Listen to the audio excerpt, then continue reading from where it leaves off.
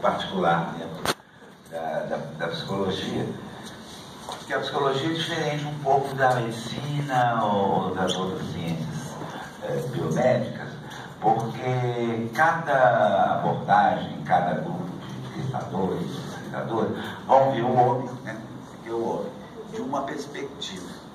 Cada grupo desse acha que a perspectiva deles é a mais certa, né? Então, a gente foi passando por várias abordagens, que a gente chama isso. Eu passei pela psicanálise, eu fiz terapia básica com o Dr. José Ângelo Gaiarsa, não sei se vocês lembram dele, alguns mais antigos, né? Ele tinha um programa na televisão, na TV do Rio, né, na Globo. Ele era um terapeuta, um psiquiatra, que trabalhava esse aspecto corpo-mente, mostrava que todo o nosso inconsciente e o nosso ser, a nossa personalidade, está manifesta no nosso corpo em forma do que ele chama de caráter. É a turma que trabalhou com a análise do caráter. Então a gente é o que a gente mostra mesmo. Só que nós temos um grande problema. Eu te vejo, você me vê, mas ninguém se vê. Ninguém tem uma câmera particular que está filmando a si mesmo e que você pode avaliar. Eu fico imaginando, eu fico pensando que os outros estão pensando que eu estou bárbaro, que eu estou simpático, que eu estou isso, que eu estou aquilo outro, né? Então é eu que estou pensando. Então eu não tenho essa autoavaliação implícita, né? Ela é completamente arbitrária dentro daquilo que eu acho e do que eu acho que eu estou mostrando. Mas o que a gente acha que está mostrando não é o que a gente está mostrando. O que a gente está mostrando é o que a gente é, né? Então a gente mostra na atitude corporal. Tem gente que está encolhida, tem gente que está peitando um, tem gente que está encolhida de um lado, peitando de outro, né? Então se você olhar o grupo, tem vários tipos de caráter, né? Estão falando, e isso é inconsciente, a gente não percebe. Eu não percebo o que está em mim. Quanto mais basilar, quanto mais básico é o processo nosso, mais inconsciente nós somos. Eu comi um pão de queijo agora, já não sei mais onde é que está o pão de queijo. Eu lembro dele só até aqui, agora acabou. Daqui a pouco ele vai entrar, está entrando na digestão, vai passando lá, depois ele vai virar totô. Eu nem sei mais o que aconteceu com o meu pão de queijo. A respiração menos ainda. Você tem que parar para pensar como é que você está respirando. Então, quanto mais basilar os processos, menos a gente tem consciência dele, né? E quando eu digo basilar, são os processos ligados à sobrevivência, que sem eles a gente morre, né?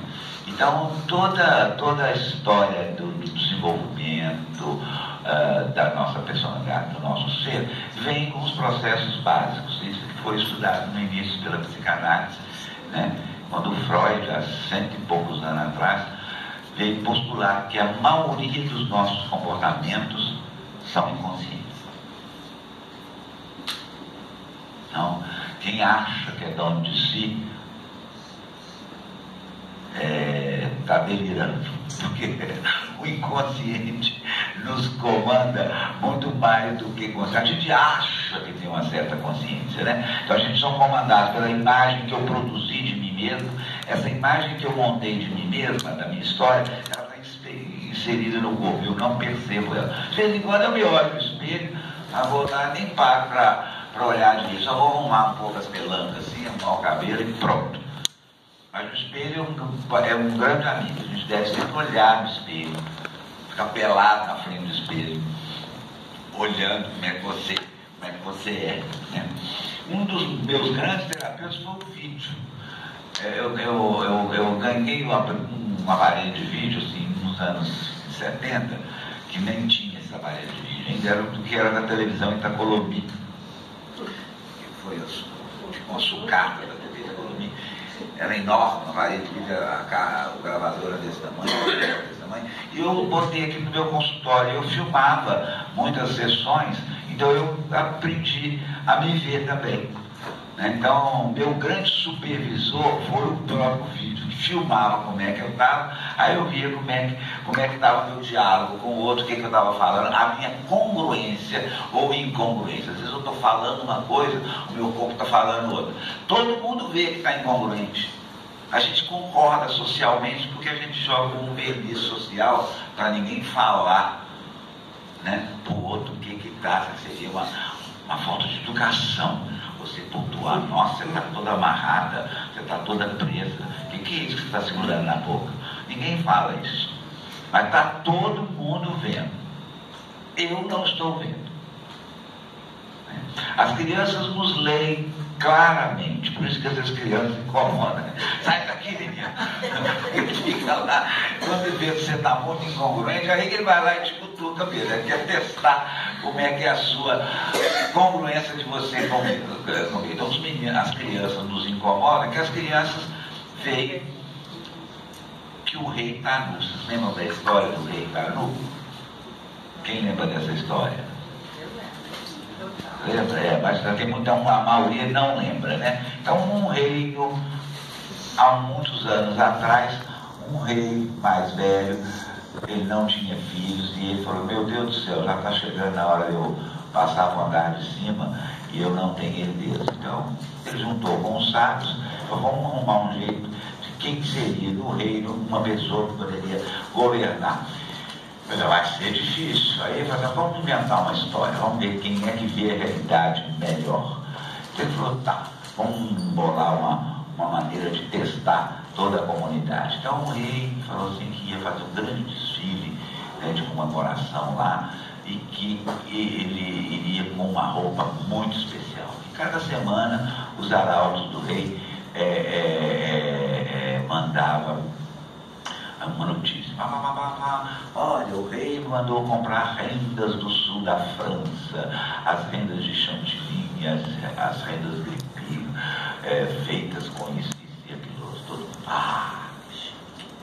O rei mandou importar, outra semana, o rei mandou importar sedas da China, de um nível tão transparente que parece uma casquinha de ouro, e todo mundo, que maravilha.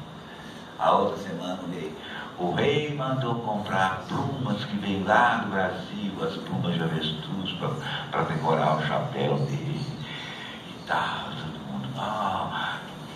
E cada semana foi dando notícia das rendas, dos brocados, dos tecidos que iam compor esta roupa. Tá bom, chegou o dia, o grande dia esperado, né? Carruagens montadas, arautos, bandeiras e tal, e o rei foi nu em cima da carruagem. Aí todo o rei, nossa, que lindas plumas que o rei está usando na cabeça. E o rei da luna, né? E as donas lá, nossa, olha a seda da China, a cor azul turquesa, que maravilha. Azul, nossa, as rendas que o rei está usando. E num canto ali tinha um pai com uma criança, e a criança assim, mas pai, o rei está nu, o rei está nu. O pai, cala a boca, menino, olha lá para você ver as rendas do rei, que maravilha. Não, o rei está nu, o rei passou naquela hora ali perto daquela criança, viu aquilo, falou, vem cá, puxou a menina, você será o próximo rei. Foi o único que enxergou que o rei está nu. Então, as crianças veem que o rei está nu. Então a gente faz essa autoimagem, né? A gente faz uma propaganda da gente, uma autopropaganda, um estilo, cria um estilo, um modelito. Principalmente agora que nós estamos no mundo da imagem, né? No século XX é o mundo da imagem, do cinema, da imagem, da fotografia, da televisão. Então nós temos no mundo das imagens. Você está bem, você está com um casaco Armani, né? Aí a outra está linda, ai que bárbaro, sapato do Gucci. Então a gente é todo cheio de grife para representar um estilo, né? Mas a grande pergunta ainda, ela sempre continua, é a pergunta dos grandes filósofos: quem é você? O que você está fazendo aqui? E para onde você vai? Essas perguntas, elas estão aí há mais de 5.000 anos circulando, né, na nossa filosofia, e a gente ainda não conseguiu responder isso direito. Quem é você? Em mineiro é assim: quem que eu sou? Oncotô, pontecovô. Em mineiro. E a gente não sabe. Então eu comecei minha terapia com esse homem. Então o Gaiardo é um cara que te ajudava você a entrar em contato com isso e fazer uma análise do seu caráter. O que você está segurando aqui, o que você está solto aqui, o que você está amarrado ali. Aí vem entendendo que isso tinha a ver com a sua história, né? O nosso corpo, ele não tem, ou melhor, não só o corpo, a natureza não tem uma lata do lixo. Tudo aquilo que você segurou, amarrou, negou, está depositado em algum lugar. E não tem lá um lixeiro que vem lá e limpa todas as coisas que você escondeu. Você está escondendo o medo foi em algum lugar. Quer dizer que ele desapareceu, não. Está escondendo uma raiva, está prendendo uma raiva em você, ela está agarrada, depois elas vão se cristalizando e vão se somatizando e vão transformar nas doenças que nós vamos apresentar com os nossos sintomas. Mas a natureza é tão generosa, é tão maravilhoso o projeto divino para o universo, que mesmo os sintomas, né, os sintomas é uma dádiva, porque o sintoma já é o começo da cura. O sintoma é algo que o corpo faz para falar: oi, presta atenção aqui, que você não está. Olha o que está aqui, seu ouvido está mal, olha o que está acontecendo. Você está com dor de dente, o que está acontecendo? Entendendo? Então o sintoma não é contra nós, é ao contrário, é até a favor, a gente adoece para a gente se curar. Não existe só saúde. Saúde está grudado com doença. Entendeu? Não existe nenhuma saúde perene. Eu até desconfio que nunca teve nada, mas deve ter uma coisa aí. Quando for acontecer, vai acontecer tudo de uma vez. Entendeu? Então, saúde e doença, elas estão coligadas, né? E todos os níveis, nós perdemos muita conexão com as medicinas perenes, tradicionais da humanidade, a medicina dos índios, a medicina dos africanos, a medicina ayurvédica, a medicina chinesa, né? Mas elas continuam sendo as maiores medicinas. Se a humanidade sobreviveu até hoje foi por causa dessas medicinas. E a medicina moderna, que ela foi completamente vendida e vinculada à bioquímica, né? Isso aconteceu em 1910, quando os Rockefeller resolveram investir a grana deles na indústria química e bioquímica.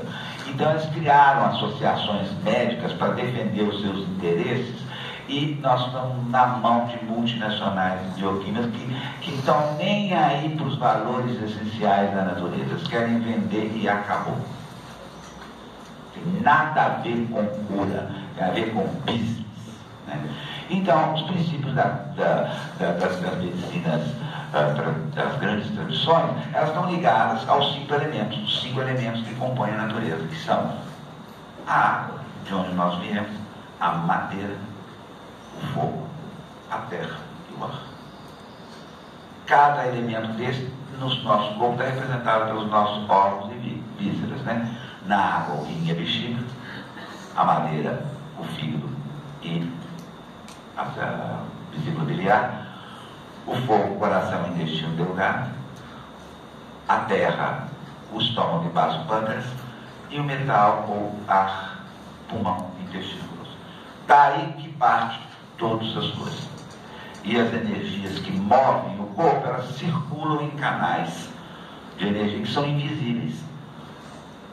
São invisíveis de uma certa forma. Hoje, com o uso de radioisótopos, se você dá umas injeções nos pontos de acupuntura dos chineses, e depois põe o corpo num tomógrafo, você vai ver exatamente os canais de energia no tomógrafo, tá?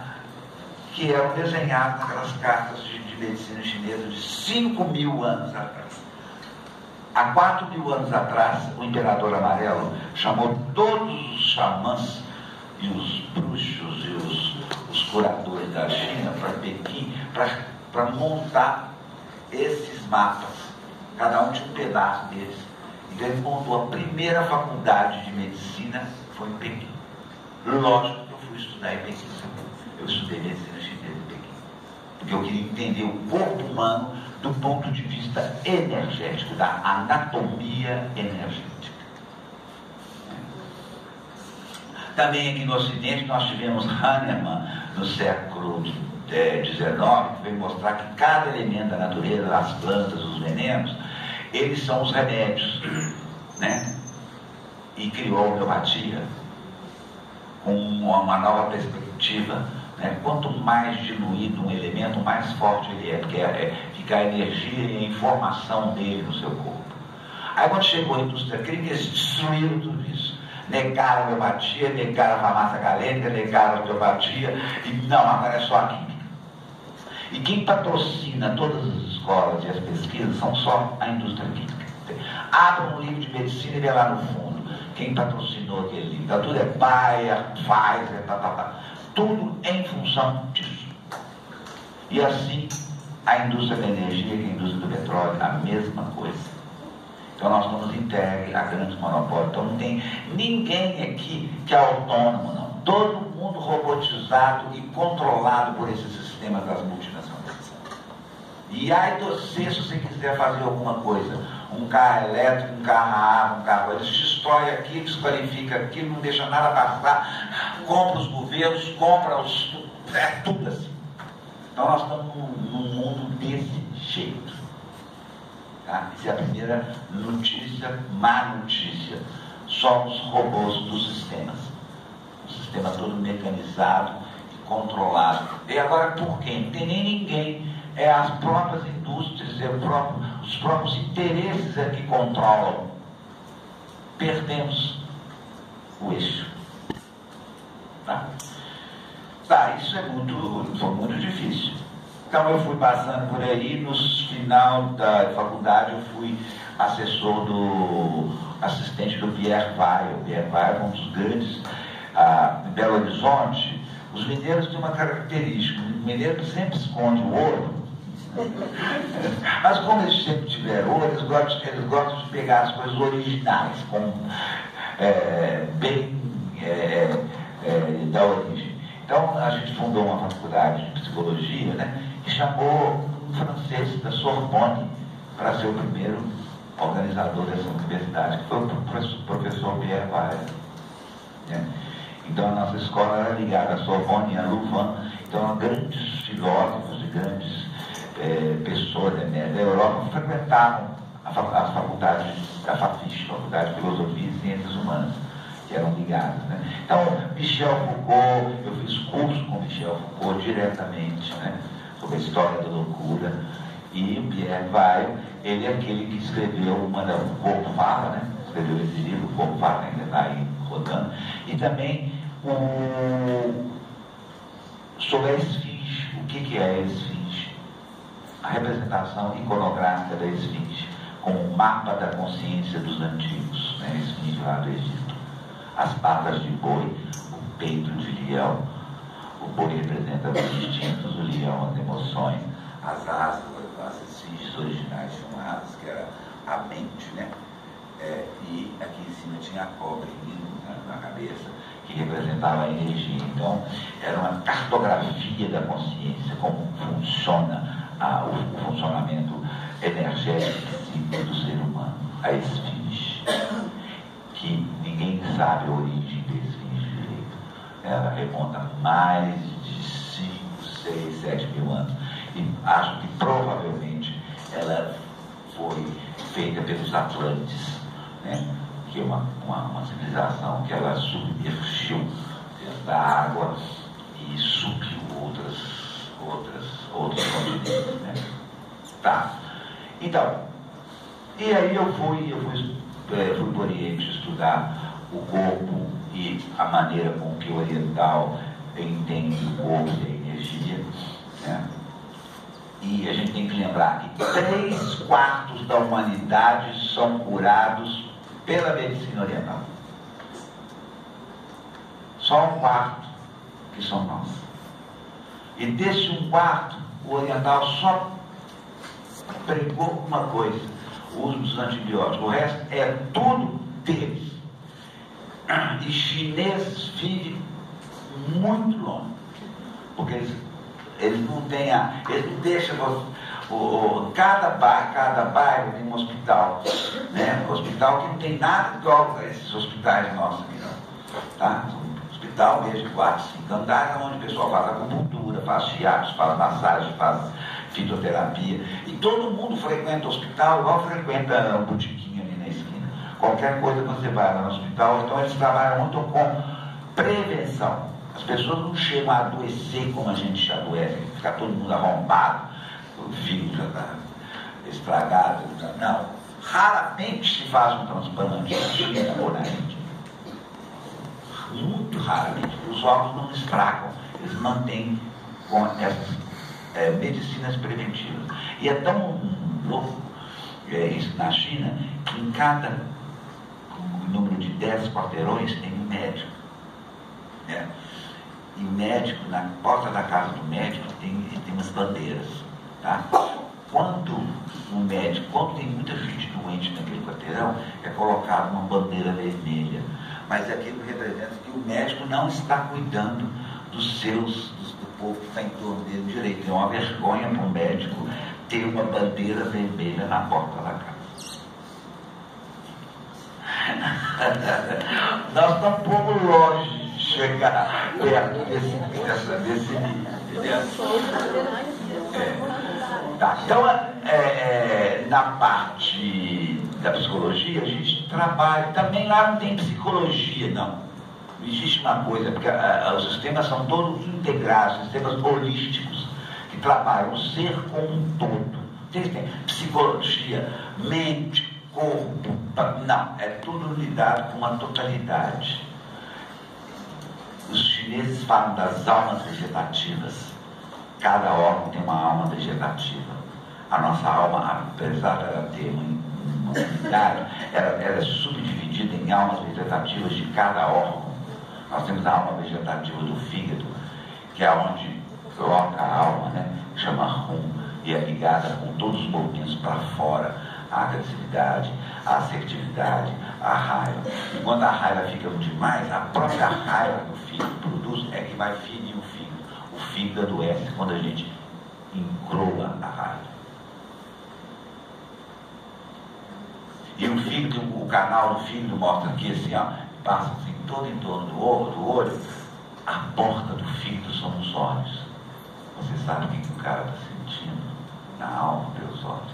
Então o cara está com o olho vermelho demais, está com raiva demais, está sem luz, está apagado, está brilhando demais, está querendo demais. Entendeu? Então o rumo se manifesta nos olhos, né? Os olhos são os espelhos da alma. Os grandes oráculos antigos, né? Eles imolavam uma magia, depois imolavam um animal que estava naquela magia para fazer a leitura do que estava acontecendo. Eles olhavam o quê? O fígado, as vísceras dos animais. Você vê que na Bíblia lá tem o tempo todo. Vai imolar o animal para ver o que é. Ali de José do Egito, uma série de outras pessoas. Essa prática é uma prática antiga, é um oráculo feito que você usa abater o carneiro, o animal pertence àquele lugar para saber o que está acontecendo. Né? Os rins controlam os cabelos e vibram o quê? O que vibra os rins? Eram os rins que vibram os nossos desejos e a nossa vontade. O primeiro desejo é qual? De viver. E o primeiro medo é qual? Medo de morrer. Então, quem vibra os desejos são os rins, né? Desejar uma bala, ou desejar um cartão ou uma cartona, é vibrado lá nos glomérulos, né? E o medo de não ter aquilo, ou o medo de desaparecer, é processado pela bexiga.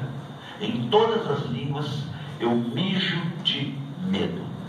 Uso a mesma expressão. Não é à toa, porque quem controla a bexiga, a bexiga está processando o leite. Toda vez que a gente faz xixi, a gente está botando para fora os medinhos de cada hora. Quando é um medão grande, você mija na calça. Tá? Então,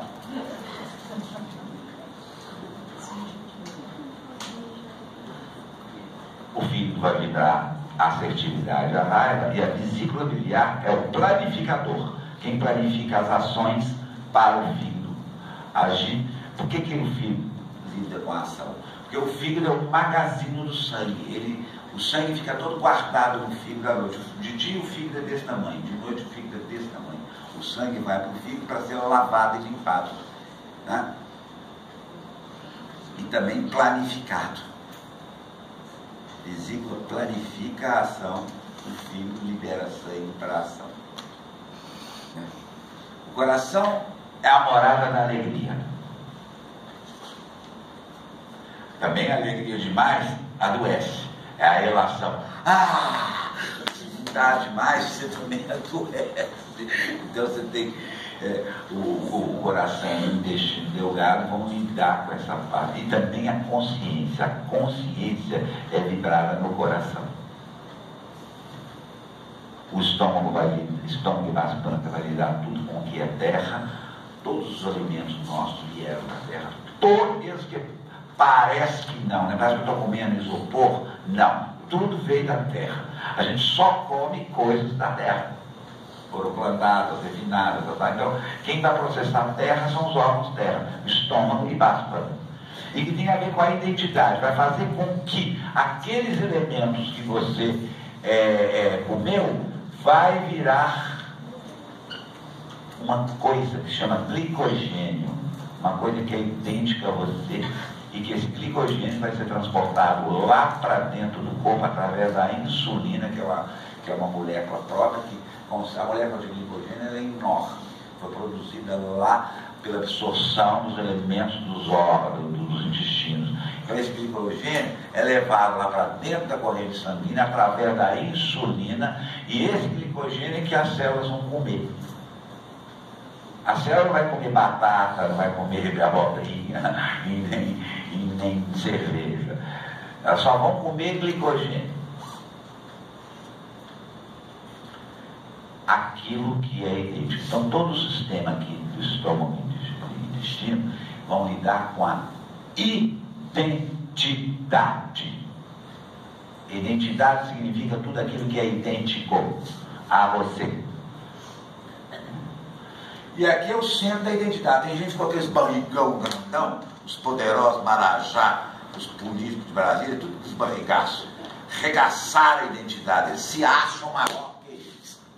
É uma imagem de si mesmos distorcida, arrombada de si mesmo. Desculpa os barrigudos, mas vocês prestem atenção. Vocês estão com o chakra do centro arrombado. Estão achando que vocês são maiores que vocês mesmos. Tá. Não sei por que eu entrei por essa via, nem sabia por que eu estava falando. Graças a Deus eu já enlouqueci de um jeito que eu sou daqui que vem na hora, tá? Então eu não sei. Agora eu estou lembrando que eu vinha dar uma aula de constelação familiar. E nós vamos puxar esse carro. Mas pelo menos vocês entenderam como é que a gente funciona um pouquinho, né? Lógico que tem um pedacinho que eu tenho que falar. Foi os psicanalistas que estudaram. Como é que você montou a sua imagem? Como nós montamos a imagem de nós mesmos? Que é essa imagem que está aparecendo aqui e que mostra tudo que a gente é. Eles estudaram que a libido, a energia da vida, a libido da energia sexual, quer dizer, padre, vou ter que falar uma terceira aqui, né? Ninguém aqui é filho de Nossa Senhora e São José, não, tá? Todo mundo é filho de papai e mamãe que deram uma trepada. Essa trepada engravidou a mamãe e aí eu nasci. Então, primeira regra que a gente tem que lembrar, tem gente que quando eu falo isso, fica vermelho. Você é filho de uma trepada. Você é um demônio, né? Isso que eu falo. Mas se não fosse essa levada da mamãe e do papai, eu não estava aqui. Se foi boa, se foi ruim, se foi mais ou menos, não sei. Sei que engravidou e nasceu o Regis. Tá? Então, essa energia que é do sexo é que move a vida. Nós nascemos disso e essa trepada, essa energia que a gente chama do amor, ela dura 80 anos, às vezes para uns surtudos 90 anos e para alguns 100 anos. Olha que coisa louca, entendendo? Essa é a energia da libido. Tá? E essa libido, ela anda no nosso corpo, ela vai se desenvolvendo. Chama as fases de desenvolvimento. Né? Então, primeiro, depois, quando a gente nasceu, que a gente viu. Só para você ficar mais tranquilo, na encíclica que o Papa Francisco escreveu sobre a família, ele fala justamente que todos nós somos frutos da relação de amor do nosso pai e da nossa mãe. Na verdade, o Francisco falou isso, você falou de uma outra forma.